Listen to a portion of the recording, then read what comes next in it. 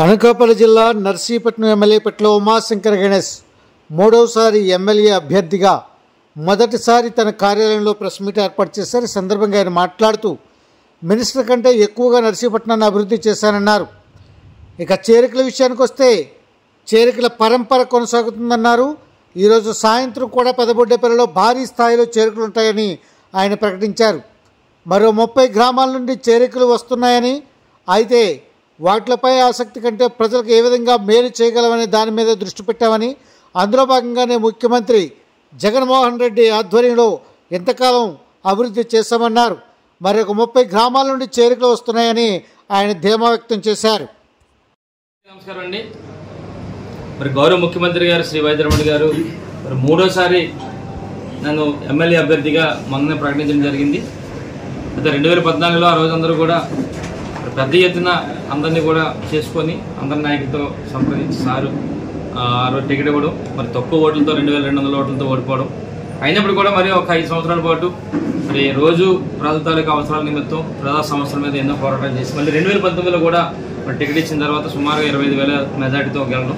మళ్ళీ మూడోసారి కూడా మరి ఈరోజు మరి నమ్మకంతో మరి 5 సంవత్సరాల పాటు మరి ఎంత కష్టపడి పనిచేసిన నమ్మకంతో మరి గౌరవ ముఖ్యమంత్రి గారు మళ్ళీ మూడోసారి కూడా నాకు టికెట్ ఇచ్చినందుకు మరి మీ ద్వారా గౌరవ ముఖ్యమంత్రి వైద్యరమణ గారికి నర్సీపట్నం నియోజకవర్గ ప్రజల తరఫున మరి నా ప్రత్యేక ధన్యవాదాలు తెలుపుకుంటున్నాను. అయితే ముఖ్యంగా మీ అందరికీ చెప్పాలి, 5 సంవత్సరాల కాలంలో మరి ఎన్నో కార్యక్రమాలు మేము చేసాం. ఎక్కడ కూడా పార్టీలు చూడకుండా రాజకీయాలు చూడకుండా అందరూ కూడా ఏ ఇంటికి వెళ్ళినా సరే మాకు గౌరవిస్తున్నారంటే కేవలం గౌరవ ముఖ్యమంత్రి వైద్యరమణ గారి సంక్షేమ పథకాల వల్ల ఈరోజు మేము ధైర్యంగా ఉన్నామంటే దానికి కారణం ఏంటంటే రేపు రాబోయే రోజుల్లో రేపు జరగబోయే ఎన్నికల్లో బ్రహ్మాండంగా మెజార్టీతో మేము గెలుస్తాం నమ్మకం ఏంటంటే మహిళలందరూ కూడా సుమారుగా 100% మహిళలందరూ కూడా పార్టీలతో సంబంధం లేకుండా మన జగన్మోహన్ గారి నాయకత్వాన్ని కోరుకుంటున్నారు. జగన్మోహన్ గారు ముఖ్యమంత్రి ఉండాలని కోరుకుంటున్నారు. అదే నమ్మకంతో మేమందరం కూడా, ఎందుకంటే ఎక్కడ కూడా మాకు ఎక్కడ ఏం లేదు, ఎందుకంటే ఎట్టి బస్సులో గెలుస్తాం అంటే మెజార్టీ ఎంత గెలుస్తాం దాని మీద మేము ఇప్పుడు డిస్కస్ చేస్తున్నాం తప్ప ఎట్టి బస్సులో కూడా 30,000 తగ్గదు మాకు మెజార్టీ. అంటే ఆ కాన్ఫిడెన్స్ మాకు వచ్చిందంటే ముఖ్యమంత్రి గారి తాలూకు విధానం వల్ల. అలాగే నిన్నటి నుంచి కూడా మేము స్టార్ట్ చేసాం. మరి ఈరోజు ఎంబీపట్నం నుంచి కూడా మరి పార్టీలో రావడానికి ఇప్పుడు జాయినింగ్స్ కూడా అవుతున్నాయి. అలాగే సాయంత్రం కూడా పెదబొడ్డేపల్లి ఉన్నాయి.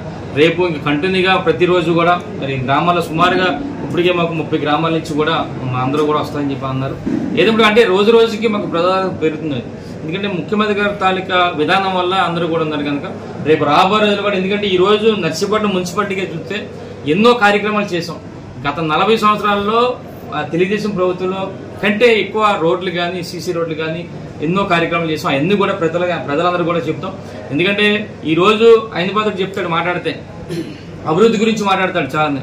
సరే రెడీగా అన్నా మేము కూడా మనం సవాల్ ఇస్తాం. నేను 5 సంవత్సరాల్లో ఏం చేశానో నేను చెప్తాను. అయినపాత్రుడు 4 సార్లు 5 సార్లు చేశాడు ఎక్కడ మన మినిస్టర్గా. ఏదో ఒక మినిస్టర్ తీసుకోమంటున్నా 5 సంవత్సరాలు. ఆయన మినిస్టర్ మంత్రి పదవి చేసిన 5 సంవత్సరాల్లో ఎన్ని అభివృద్ధి చేశాడు, నేను ఎంత చేశాను అనేది చర్చకి సిద్ధం అని చెప్పి మొన్న కూడా చెప్పడం జరిగింది. అంటే ఈ రోజు 5 సంవత్సరాల్లో అవకాశం ఇస్తేనే మేము ఎన్నో కార్యక్రమాలు చేసాం. మరొకసారి అవకాశం ఇస్తే ఇంకా చేయడం మేము సిద్ధంగా ఉన్నాం. ఈరోజు కేవలం నర్సీపట్నం నియోజకవర్గమే కాదు, ఓన్లీ నర్సీపట్నం మున్సిపాలిటీలో ఎన్నో అభివృద్ధి కార్యక్రమం చేసాం. అన్ని కూడా ప్రజలందరూ కూడా తెలుసు. అందరూ కూడా మరి గతంలో ఎవరో చేయలేనంతగా మీకు చేశారని చెప్పి ప్రజలందరూ కూడా చాలా మంది ఆ రోడ్లో వేసిన ప్రాంత ప్రజలందరూ కూడా మాకు చెప్పడం జరుగుతుంది. ఏదైనా కూడా మాకు రోజు రోజుకి మరొక 4 రోజులే ఉంది కనుక మరి రోజు రోజుకి మరి కార్యక్రమాలు చేసుకుంటూ వెళ్ళి రేపు రాబోయే రోజుల్లో ఎట్టి బస్సులు కూడా నర్సీపట్నంలో వైఎస్ఆర్ కాంగ్రెస్ పార్టీ జెండాను ఎగరేస్తాం. Thank you sir. జై జగన్.